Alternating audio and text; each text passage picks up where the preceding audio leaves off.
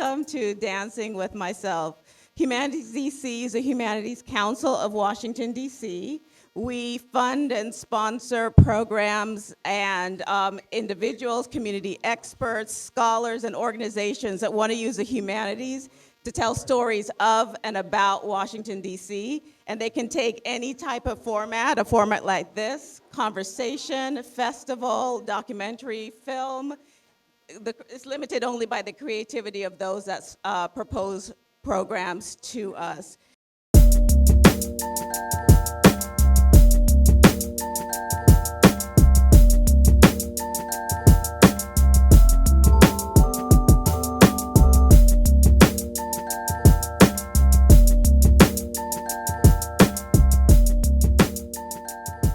So I now want to introduce our curator for the evening, and she told me to keep it short, so I'm going to keep it very short. Dr. Patrice Holden is the founder and CEO of The Language Key, which serves as a business development and education consultant, designing and implementing academic and communication programs in the corporate, educational, government, and private sector. As an advocate for health rights and an accomplished speaker, which we've already seen already, she also serves as a motivational speaker and advocate for the rights of the terminally ill and disabled. And with no further ado. Okay, so I'm going to ask a few things from the room tonight. I know that we're here to socialize, but I'm going to ask that we do just old school respect. A lot of people spent a lot of time putting this program together. So if you could please be kind enough to listen, you might leave with a few things that you didn't know. Also, I'm going to ask for you to be open, a little bit vulnerable, definitely a little bit courageous, and also please feel free to talk about anything that's on your heart and mind as we intersperse music into the journey that we're about to take tonight. This is how tonight's gonna work. We're gonna ask a question about each topic. The first one is relationships. We're going to listen to a snippet of music, and then we're going to interpret how that applies to us in our relationships. If it doesn't apply, if when we get into a relationship, if it would apply or we would not let it apply.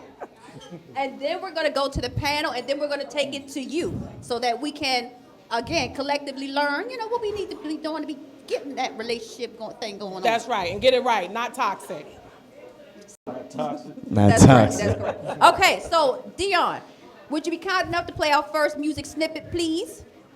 Many of you may recognize this song. It's an old classic, but it still bangs today.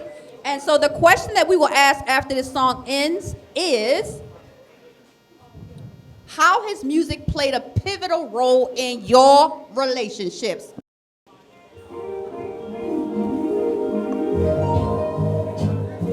I want to dedicate this song to all the brothers tonight. I start right there. That's All of them. And I was like, the whole world, everybody needs something, someone to love. Everybody needs something or someone left. My man. So, honestly, while I was shaking my head, because I was thinking how dope it could be to actually walk around and have somebody that does sign language when you're breaking something down to him. Because as the song was playing, he was doing sign language. I was like, damn, that hits different. So I might hire somebody when I'm dealing with somebody to have a sign language person with me in case they ain't feeling what I'm saying. But I think one of the things that I got from the song is what he's even talking about. If you think, yeah, they thought about that, right? They like, that's dope. All right, but real talk, if you think about, the relationships, a lot of times, like he said, if you think you're lonely now, wait until, most of the time we think we're always the right one in a relationship, right? We always point fingers at the other person, and we always think we have the upper hand. But I think, one of the things that I've learned through relationships is sometimes, to have that man in the mirror moment where if things ain't going right, how did I contribute to it? Or what do I need so things go right? So I feel how I've been there before where I'm like, well, if you're not happy, keep it moving. Yes, And at the end of the day, somebody is going to look at me as a treasure, right? But at the same time, you have to make sure that you're giving what you're supposed to. So there's been times when I played the cocky side where if you think you're lonely now, wait till the night. But at the end of the day, I'd be like, damn, I wish she was here. right? So, I mean, our ego gets in the way sometimes, but we have to have that time where we self-reflect and kind of like look in the mirror. So I love the songs where he's talking about you always worried about what your girlfriend's got and this, and that. And that's real talk, right? Because there's always interference going on. So I think music with relationships, whether you are in a good place, you got songs for that. If you're in a bad place, for some ladies, they might put on Toni Braxton, Anita Baker, Phyllis Hyman, and go into a deeper hole. I don't know, but most of the time you want that music that kind of like complements where you at that time. And that one right there, I mean, I think everybody's felt like that before. Yeah. And you hit on the nose. I think self-examination is very necessary in every relationship because I don't think any relationship can truly grow without it. If you can't always be right in every situation. Sometimes it's your fault and you need to own up to it. That's just how it goes. Okay. So now that we've we warmed up with relationships, we're gonna dive a little bit deeper. Now, for this one, I definitely need you guys to be open to this. Now, we're gonna move now into challenges that we face in life. Now, as humans, we know that we all have challenges. We have stress. We have things that fall upon us unexpectedly, and sometimes we don't know how to navigate through these things. So the question for this one, and I'm going to come straight to the audience. I have a couple of favorite people I'm coming straight to, and if y'all know me well enough, you know it's you. So the question for this one will be, how has music been helpful to you during some of life's most challenging moments? Now, the song that we're going to play for this is actually written and performed by this talented man, by Eclipse. This song has not been released yet, so everybody in this room is getting a sneak peek of the song. The song is called Secrets, and please listen to the words of this song because the man went in and just bared his heart on life challenges. So we're going to listen to a snippet of Secrets, and then I'm going to come to the audience and ask you again, how has music helped you to get through some of life's most challenging moments? Okay, Dion, we're ready for Secrets.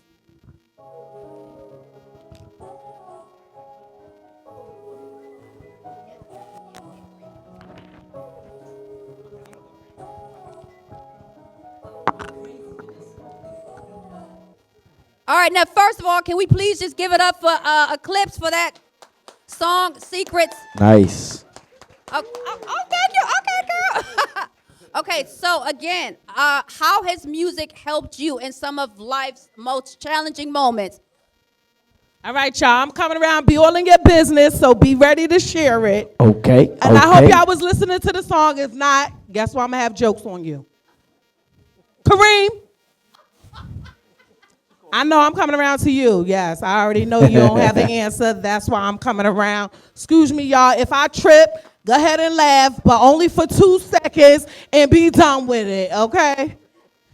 Kareem, where you from, boo? Look, he acting up already. How you got Harlem? Harlem in the building, Harlem in the building. Hey, I knew hey. New York was here. All right. Did you listen to the song Be Honest? I listened to a little bit of it.